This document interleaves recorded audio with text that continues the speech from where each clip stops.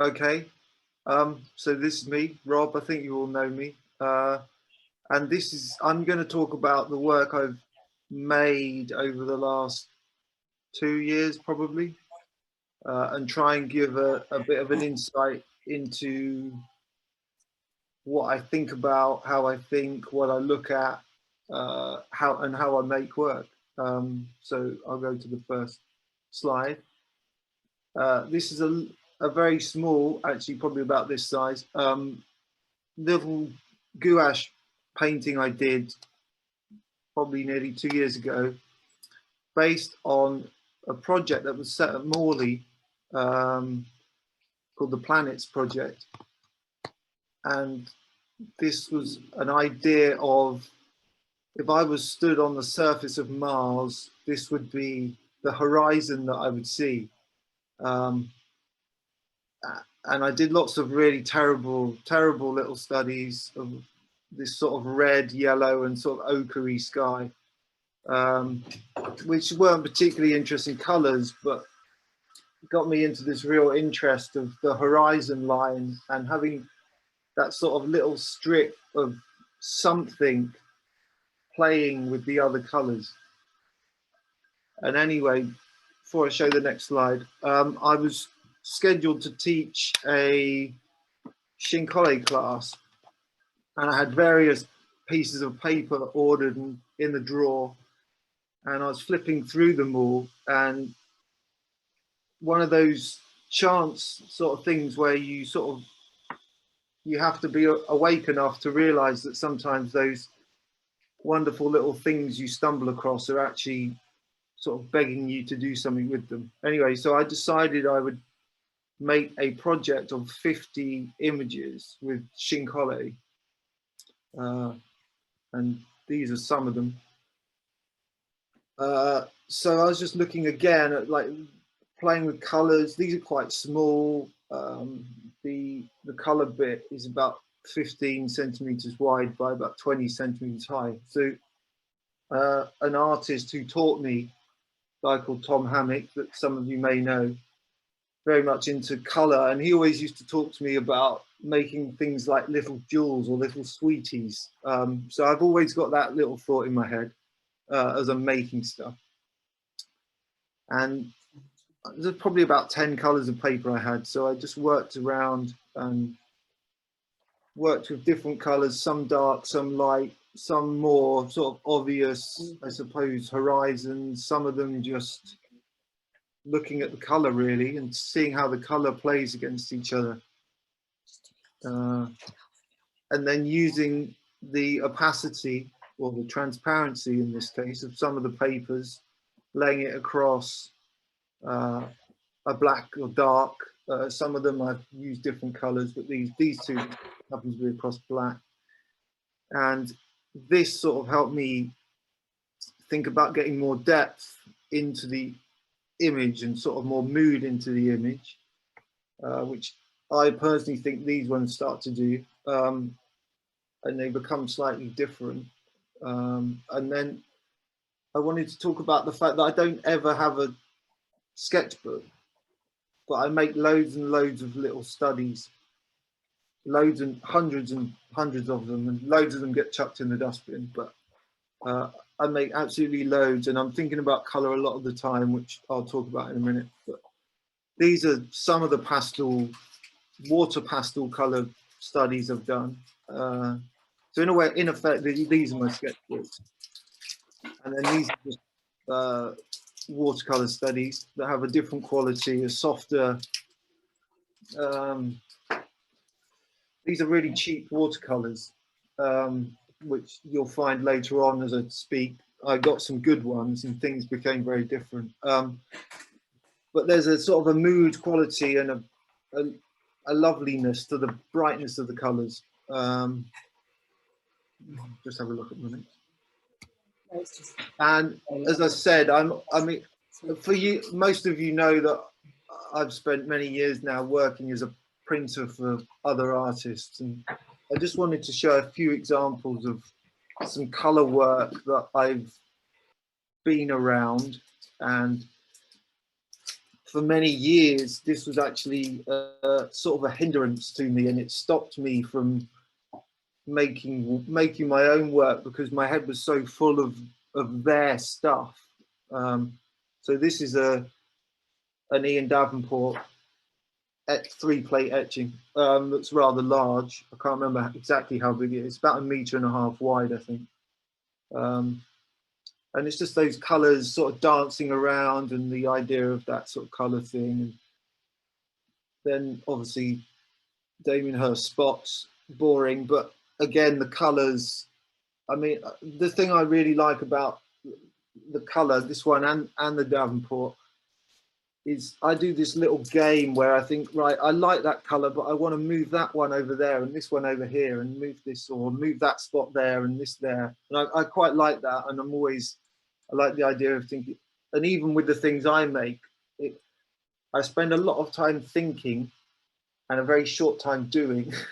It doesn't take me very long to, put a few bits of Shinkole through the press or whatever, or put some colours down. But I'm constantly thinking about what's that colour doing with that colour. Why am I putting that colour against this colour? Yeah, so these are always, these colour things are always in my head. There are many other. I didn't want to put too many of these types of artists in here because it's not really about that. It's more about my work. But this is very influential in my thinking. So I'm looking at color, and some artists I work with, like Grayson, for instance, I think the color's terrible. But there's still some really nasty clashes that actually can become quite interesting things that also sometimes feed in. I'm always taking little photographs, close-ups of bits and pieces of prints to sort of feed into what I'm trying to do or what I'm thinking about at the time. Then going back to the Shinkole, once I'd finished this set of 50, I decided that I'd do some on black paper because I liked the way it played and the transparency of some of the papers. But I did these slightly differently because I decided I took sets of colors and I did I did 6 images with each of those sets of colors. And just played about, sort of used the horizon and used the brightness at the top or the darkness at the top to sort of create a heaviness or a lightness or a very thin strip of the bright blue rather than on the right, whereas the left one has a much bigger. And just playing with these different things really. And so there's 6 like this, and then I did these ones are sort of almost the same but just turned up the other way. But then it's just thinking about the weight of the color and how this light blue, the black obviously plays a lot more with that light blue than it does with the dark blue and the orange. And then these are just a couple of the other colorways, like the green with that tiny flick of red. I became quite obsessed actually with trying to get that flash of red in the green one in particular as tight as I could. So just want it to be a very small thing. And it's weird, it's just a lot of my work is about, in a strange way, feeling and trying to, just as I said earlier, create a little atmosphere, a little jewel or something that you can really kind of look at and spend a while looking at. And I think as my work is progressing, it's becoming more interesting, but we'll move to the next one. So I'm always looking at different artists and mostly to do with color. Obviously Helen Frankenthaler, I really love the sort of the mood in the picture. I just think that most of her work, prints are interesting. I don't love the prints, but that's a different story. But the paintings I think are wonderful. And then Milton Avery, who is not always, but mostly landscapes, and they're slightly strange and they've got slightly weird sort of perspective and all sorts of crazy. The colours are slightly odd. I know he's very influential on Tom Hammock, but I like the colour as well. What he's doing with the colour, I think he's quite an interesting painter. And these have always, for many, many, many years, the Patrick Heron gouache watercolours have always, and they're always in my mind, because I just love the way that there's that uncontrolled flow, almost feels like electric, or it feels alive. And part of those earlier little watercolor, not watercolor, the water pastels, there was, that I showed you of mine, there's some of this sort of thing happening in there. Not as successful, obviously, but I'm always thinking about these different artists. And some of his color I really don't like, and some of the work I find a bit thin. But these gouache I think are really fabulous. There's tons of them that you can find. And then Emil Noda, I just love the sky. I mean, I'm constantly looking at skies as well. I'm lucky enough, although I live in a bit of a downtrodden area of town, I wake up and I have a wonderful sunrise. So I often take pictures, particularly in the spring. And you get this amazing sunrise that's on one side, but it goes all the way across the sky. It's quite crazy. But the colors of these I just think are absolutely wonderful. And the movement, I think they're just really beautiful things. Going back to the Shinkoles, I just wanted to talk about the border,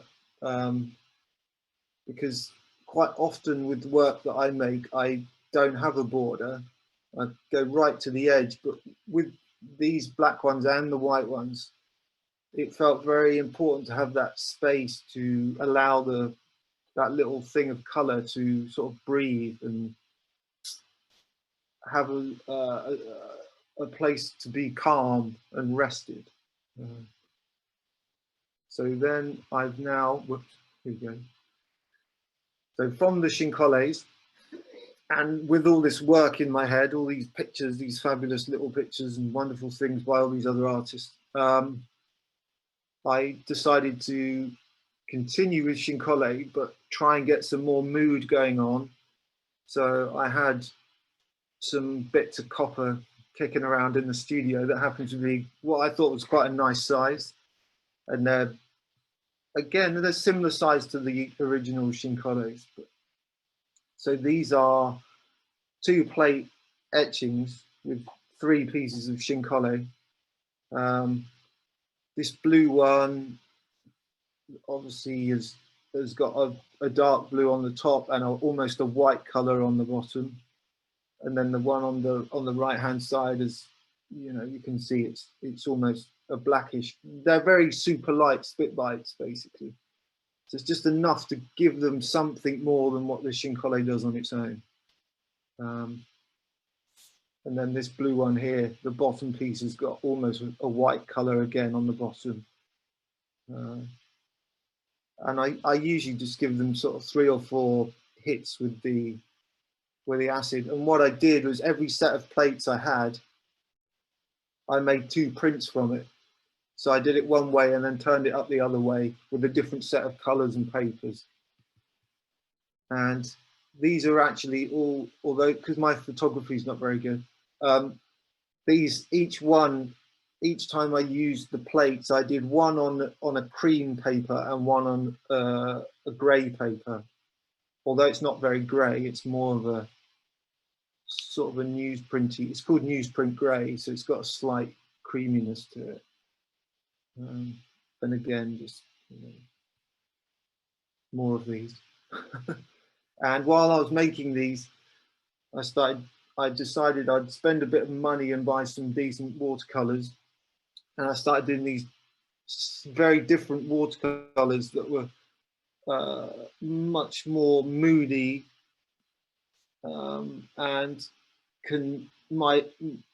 I sort of became consumed by the news, the pandemic, the forest fires over in America, and all this sort of stuff, and started thinking about other artists as well. So John Martin, you know, sort of quite fantastic, almost biblical, you know, biblical scenes, and some of Turner's just awesome, basically, pictures. So I then started doing these things of that were more emotional to me. So you have these two, and these will. Most of my work is untitled, but the work that I'm moving towards, I think, will end up with titles. And at the moment, they sort of have titles in my head, but they're not fixed. So I'm not going to tell you what they are because they might be really naff. So that I allow them to sort of do whatever it is they want to do, and I look at them a lot, put them up. And again, with these, it's a lot of sort of sitting around. It sounds like I'm not doing anything, but I'm sitting in the studio. I'm looking at, because I have all my color charts and everything pinned up all over the place, and I have all these different books and things. So I'm always looking at these things, and I'm thinking about these colors. I take loads of photos and loads of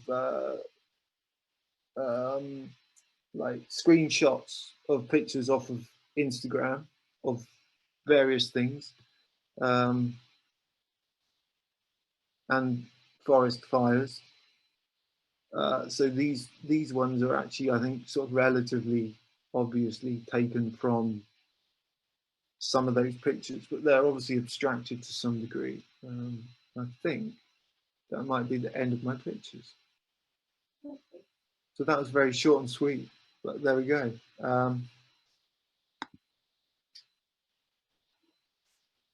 Anyone want to ask me any questions, or would like me to go back to anything and explain why or how I did anything? I would quite like you to go back over some of them, just to say what had you underprinted, what had you done as a print, and what had you done as sheen collé? On some of them, I couldn't quite work it out. On these etchings, yeah, so some of them were etchings where you'd got sort of texture on them, but then so the sheen collé was over the whole thing, just in the different colours. I'm probably being really thick, Rob. No, that's all right. Just let me skip to the pictures.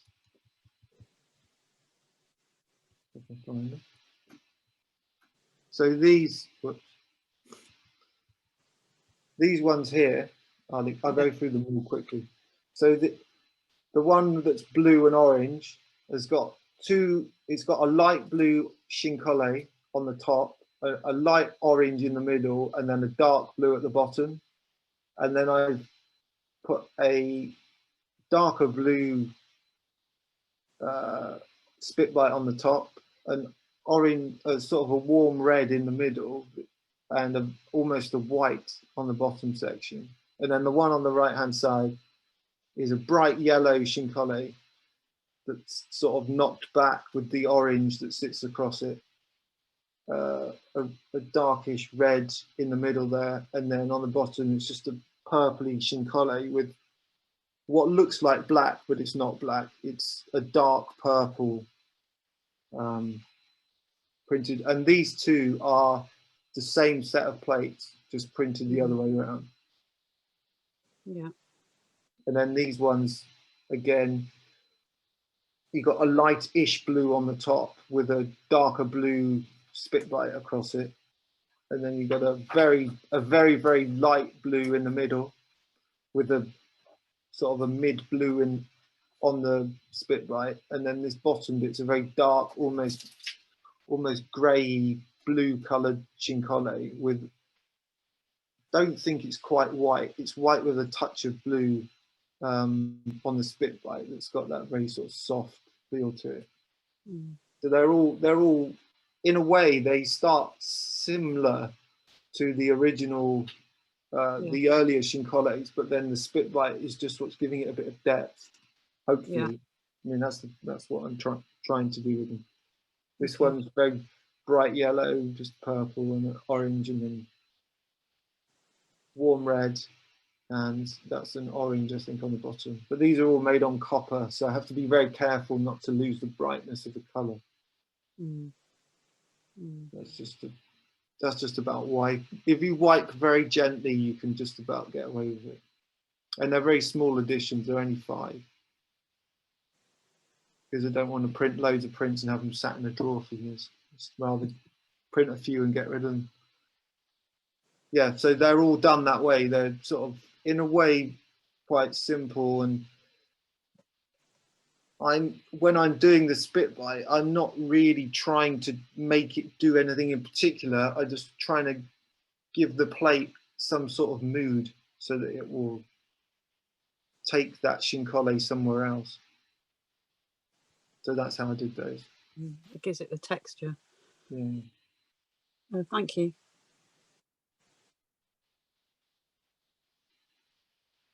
Anyone else? Hi, can I ask Steve? Yeah. Can I ask about the boundary between the Shinkoles? So I think one of the things that's intrigued me about these prints is quite what happens at the boundary between one bit of Shinkole and another, between the colours. Yeah. And the sort of, I guess it's the Shinkole that sort of almost sort of overlaps, and there are little wispy bits and things sometimes that you have on these prints. Yeah. How are you doing the boundary between them, and how controlled is that? Is that something you actually have in mind when you do it? It is, and with the paper itself, it has that very wispy edge. And when I did that first set, that was something that I thought that's creating something that's quite interesting, rather than it just being a really square edge cut piece of paper. It would be nowhere near as interesting. And if I have to use a piece of paper that's not got that edge on, I'll just tear it, and you can get if you tear it right, you can get quite an interesting sort of frayed edge on it, the trick is remembering which ones to put down. So you have to put them down on the plate in the right order to get them to then, when the print comes, it comes out the right way. Because if you get them mixed up, you end up with a mess. Which I have done. Yes. Yes, I think it's quite interesting from what Stephen said, because one of the questions I was thinking about, when you're photographing them side by side for you photograph them side by side for the presentation, but the borders become very different. So some of them have got smaller borders. Then when you do the black ones, they've got quite big borders, and the black in between the colour is big because they've been photographed side by side. And then when you came to those later paintings, I don't know if it's deliberate or you've happened to photograph them really close together. And then the two images side by side do very different things. And I wondered I know you look at them in groups, and I know you've shown them like in a big lot on a wall, haven't you? About 30 or 50, I think when you did the 50 originally. Yeah, the original ones, I put about 40 of them up. Yeah. 40. I just wonder what you thought about if you've sort of looked at them side by side, because they start to do very different things when they're pairs of things, don't they? And then when the border between them's paired or doubled, or there's no border, it sort of relates slightly to what Stephen was saying. But I was really interested in the presentation of them, because I think they look different depending on how you're presenting them as well, and that includes the border that you're including. Yeah, that as well. I mean, I think the etchings with the Shinkole, in my grand plan that I have all these grand plans, it's a set of 12 images that would be displayed quite tightly together as a block, not as a strip or not separate. I mean, there'd be a tiny bit of space, but it's almost like that overwhelming. When you see, when I did the first chincoles and put 45 of them up on the wall, it becomes this, they become a little bit like the spot etching that I showed you, in the sense that it's just an overwhelming craziness of color that you have to sort of, and you think, oh, actually, I'd rather move that one over there or this one over, and everyone has their favorite, and they do a very different thing, and it becomes a piece of work on its own as well as individually, which is quite an interesting thing. Those last little watercolor paintings, I just happened to put two together because I thought I just didn't think that I needed to separate them individually, but maybe I could have. And those, they're quite small, they're sort of slightly bigger than A4.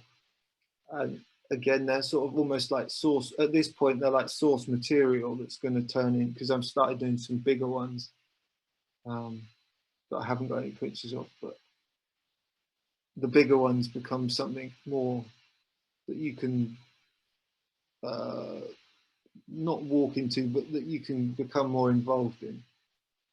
I think scale and size makes quite a difference. And when you're like making a little print that's sort of 20 by 15 centimeters, it's quite a sweet little thing. But then when you put them all together and you build this big block, it becomes more of a grand sort of piece. I think they work either way. For me, I mean, I think they do. I don't know if they do, but I think they do. I think they work individually and as a block. Yes, because even the pale sort of bluey grey and the dark bluey grey that you put next to each other, you know, one with the pale on the top and the other one with the dark, exactly the same thing in reverse, sort of upside down as it were, they look completely different. The mood is completely different. Same set of colours, but just quite interesting to see them juxtaposed next to each other like that. Which yeah, I mean, it's once you start looking at colour, I think there's so much that you can do. And there's that fantastic book by what's his name? Someone help me. The really famous colour book. But there's loads of little wonderful little studies in there that you can, that I sort of refer back to. You know. Or Albert. Itten or Albert? Itten and Yeah. Albert. Itten is Yeah. one of them, yeah. Yeah. So yeah, I mean, I'll just quickly explain that these, I mean, obviously I make prints and I think about printmaking, I make prints for other people, but I don't just see myself as a print maker, I see myself as an image maker. So a lot of, I do a lot of watercolor stuff and try to paint, but very badly with oils. And allow them to influence each other. And I'm constantly thinking about, right, how am I going to use this as a print, or how am I going to turn this, you know, use this as a painting, or how do they bounce off of each other, and how does it work together? Is it coherent? You know, is there a journey that's happening in what I'm doing? I mean, I purposely didn't put too much here because, you know, I could have just bored you with millions of pictures of sort of similar things. But I wanted to show a progression of, like I said, what I've been doing over the last couple of years. And I think through the steps, you can sort of see that they're progressing for good or bad. But there's definitely something happening as I go through this journey. And as I said before, I mean, when I make stuff, I'm quite quick. I can make things quite quickly. So I do spend a lot of time just thinking and trying to get a mood into the work that doesn't always work. I admit that, but I think hopefully I feel like it's starting to, and I feel like I'm still getting there. I'm getting there slowly, but you know, hopefully it's interesting enough. can I ask a question? Yes, of course. Well, not really a question, but an observation of it's like how some pieces. I mean, I've seen them for real, and they're so beautiful and so vibrant. You can't actually see that on the screen, but they are. And how some work sort of better in a way, and it's that language of color that you're exploring. You know, like you were talking about the really thin red one. Yeah. And it's really hard to articulate that, why colors, how they, you know, influence a piece and how they change a mood. And it's just really interesting to see how you've got that conversation going. And I think it was also like the edges, I think, are really quite interesting in the work. I think it just seems the edges are really becoming quite important as well, especially in your last watercolors. I mean, it's something. It's weird. Weirdly, it's for me the edges of a print in particular, and the borders and all that, the sort of space you have around something, can make or break a piece of work. And you know, those etchings I did, they're quite large borders, but I sort of tried them smaller, and I just didn't feel I had enough space to. They didn't feel calm enough until I gave them a bigger border, and that was just something that I had to respond to. I couldn't, you know, you sort of have these rights and wrongs that, you know, you're supposed to have whatever size border and do this and do that. But sometimes there'll be borders, and then sometimes there won't. And that will affect the mood of something, definitely. If I want it to be a bit more chaotic, I suppose I'd go to the edge and just not have a border. But, Yeah. Michelle. You particularly when you were looking at the that heron, Patrick, I think the Patrick heron, you talked about you described it as an uncontrolled flow, and then you're just talking about the edges again and where you're choosing. I thought it was quite interesting. I don't know what other people think, but there's obviously sort of some thing where you're trying not to control them, but they seem super controlled, and I wondered how you. I just wonder what would happen if you really lost control. I think, or is that dangerous? I think that's the thing with print, because you're making something that's a fixed thing that you then repeat. There's always an amount of decision making that, if you made like a painting or something or a watercolor, you don't have quite the same. I don't feel. I mean, that maybe this is my skill set talking here. When I make a watercolor, I sort of know where I'm going, but I allow the way the water takes things to allow things to happen. Whereas with a print, I try, especially when I was spit biting the etching, I was trying to.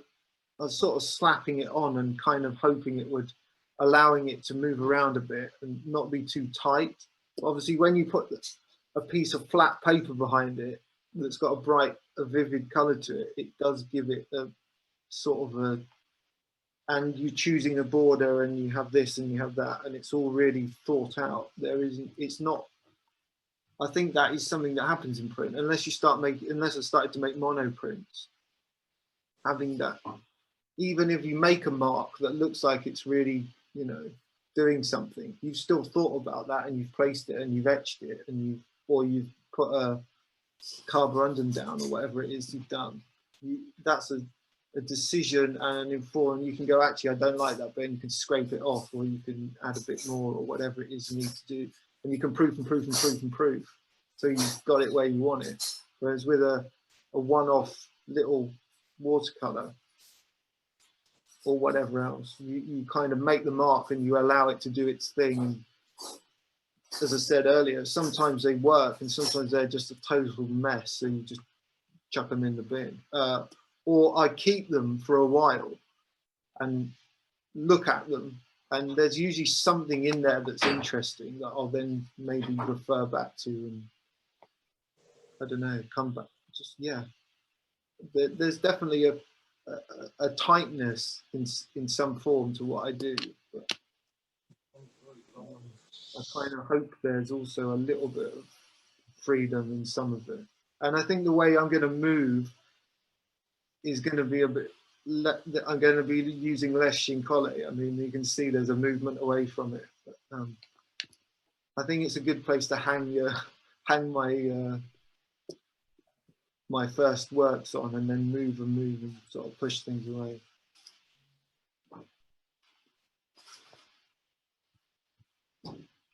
Don't know if anyone else wants to ask or is ready to. Can I ask something?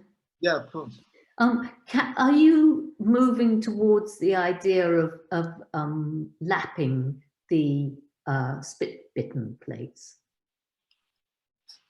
What? Sorry. Sort of like lapping, overlapping spit bite plates. I suppose the edges are too sharp. I think what I'm moving towards is probably some bigger work that would probably, in some ways, but not exactly, but in some ways, be influenced by the what's the guy's name?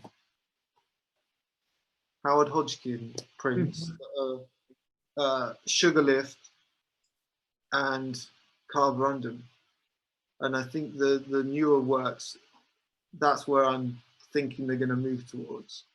Because it looks as though you're moving towards inventing all your own colours rather than seeing what the overlaps of the Shinkole can do for you.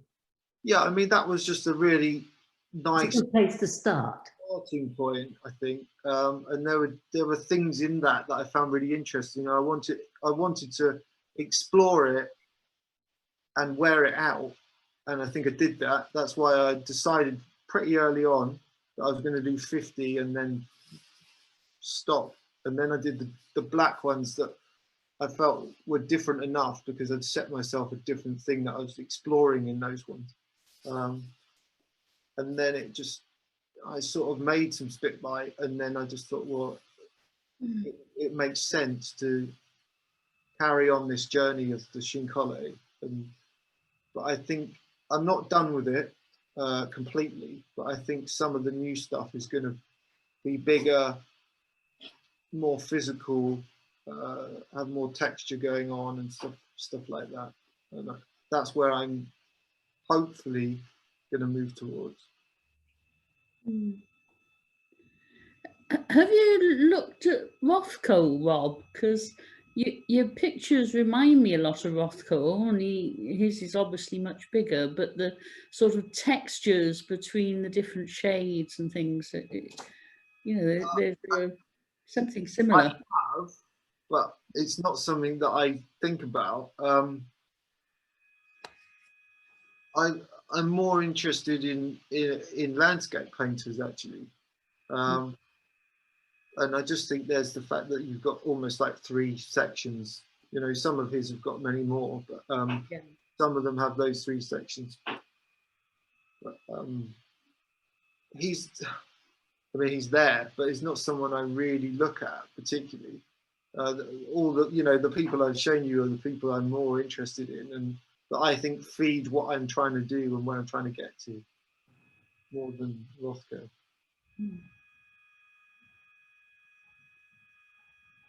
Michelle? Do you ever draw from? Are you drawing from the landscape, Robbie? So you say you're taking photographs of the sunrise from your flat. Are you drawing from the landscape as well? I'm not at the moment, but I think I'm going to. I think I'm going to because I think the work will move in a better way.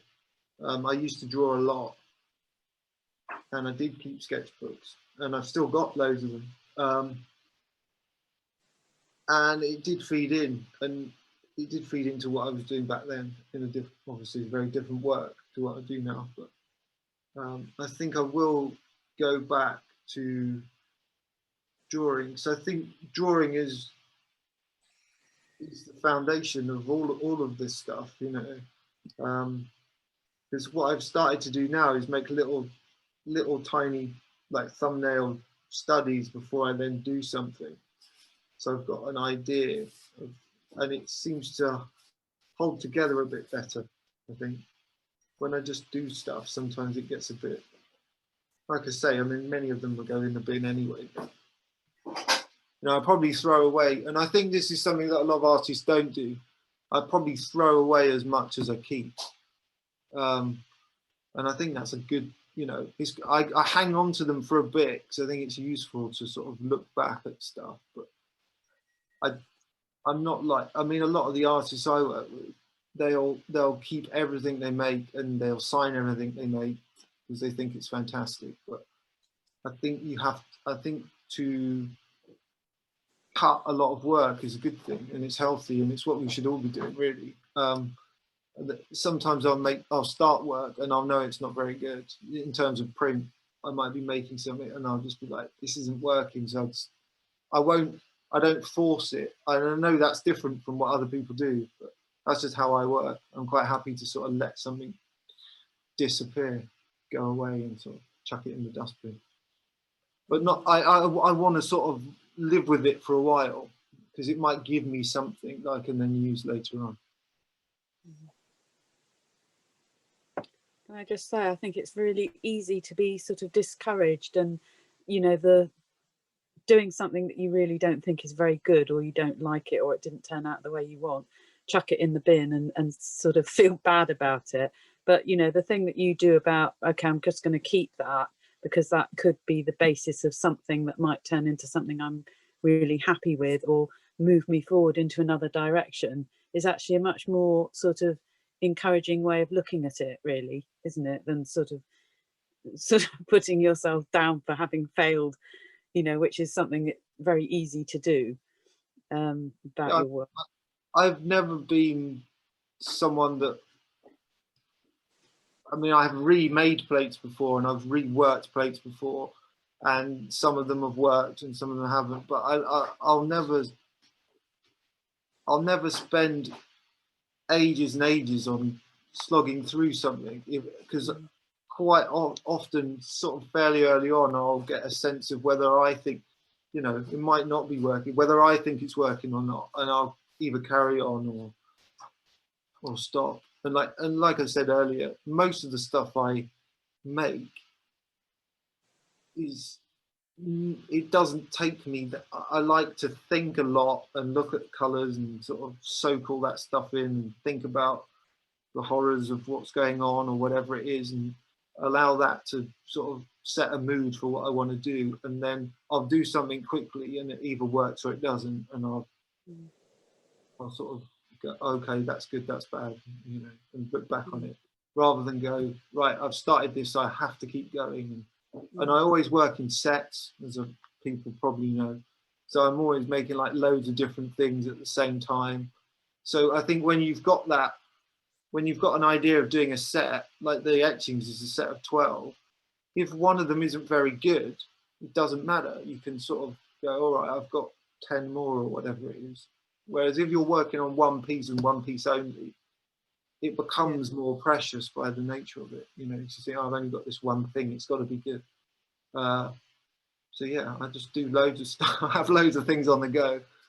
And some things I'll start and then put away and come back to, and you know, you just let these things bubble around in your head and reflect back upon things. Michelle?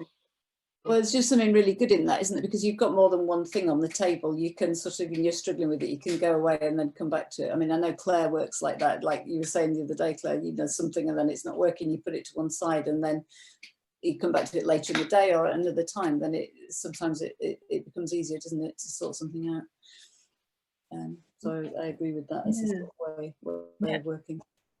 Yeah, I agree with that actually. I always worked in pairs, but recently, well, because of an exhibition, I'm doing more. But I think also, especially with printmaking, you can get so fixated on one piece, and if you have something else to work on, it kind of counterbalances, and often the one that you don't like becomes the better one. It's just an interesting And I also like I like to have a set, because I think it gives the body of work, or the work, more coherence, and you can try and, I mean, not just with my own work but with others, when you go to shows, you get more of a sense of what they're trying to do. It's not always successful, but sometimes if you can go to a show of prints and you can see that they've made one print, you know, and then they've made another print, and then they made another print, and because although they're made by the same person, they don't feel connected. And I quite like things to feel like they're part of the same body, rather than here's a thing and here's an etching and here's another etching that's slightly different and here's a whatever, you know. But that's just how I work. And it's not right or wrong. I don't think there's any right or wrong. People can, you know, work however they feel comfortable. I like to not feel too precious about things so that I can discard them. But most artists I know, you know, and most people I've worked with are not like that at all. Everything they make is great, and they'll put their name on it and sell it for, you know, however many thousands of pounds or whatever. That's a different story. Let's talk about those. Anyone else? No? Good. I think that's it. I'm mute. No, I was just going to make one comment, which is that I'm in awe of the incredibly precise edges you manage with the chine collé, but then it counterbalances with the very torn, frayed lines across it. But they're really, you know, that gives it incredible sort of perfection somehow. But do you ever think about kind of moving the chine collé outside the frame? But also you see the I think you used acetate or perspex to print them on. Yeah. And you see the emboss, which creates a separate border apart from the edge of the paper. And that gives an extra textural layer in a way. Yeah, I mean, like I said earlier, I sort of stumbled upon the idea of using the chine collé the way it was because of the edge. The edge of the paper was just so beautiful, and I'd sort of been working on these horizon, really terrible little studies, and it just seemed to me, right, I got to explore this and see what happens, and then making them quite small and giving them that sort of almost double border. I just, for me, it did something visually that I found really interesting. I can't quite explain what or why, but it just worked for me, so I carried on with it. And some of these things you sort of stumble into and you go, all right, that works, I'll carry on. And other things you go, all right, that doesn't work, I better find another way around it. So obviously the etchings themselves, the spit bites with the chine collé, they just have a big border. They don't have that sort of that second emboss around outside of the image. But I like the very sharp. I like the sharpness of the edge of the paper compared to the fluffiness in the middle. I think that's quite an interesting contrast. You know, like the watercolors, are they? Do you cut them? Do you make them and then cut them to that shape? I work on the sort of watercolor blocks that you can get, and the sheets. I can't remember the size. It's slightly bigger than A4, so you just got your stack of paper, and I just work on the sheet, and then when it's dry, I cut it off. And I was cutting them out so they had a really tidy edge, but then I thought actually these ones I don't want to do that anymore. I want to allow it to be a bit more rough and ready. And there was something about that edge, those sort of marks you get where you get the edge of the brush mark and whatever, that was doing something extra that I sort of wanted to leave in this time now. I think obviously the difference between a cut edge and a torn edge is it makes a big, you know, they're all tiny little silly things, but they make really big differences. And they're choices that you have to make. And some of them you might make without really thinking about it, and they work. And other times you do it and it doesn't work. So you then decide, all right, that doesn't work, and I'll cut it or I'll tear it. Because a lot of prints that get torn to the edge are torn to the edge, whereas I quite like cutting stuff to the edge because I think that the sharpness of that does something for me that I think is more interesting. But that's a personal, personal thing.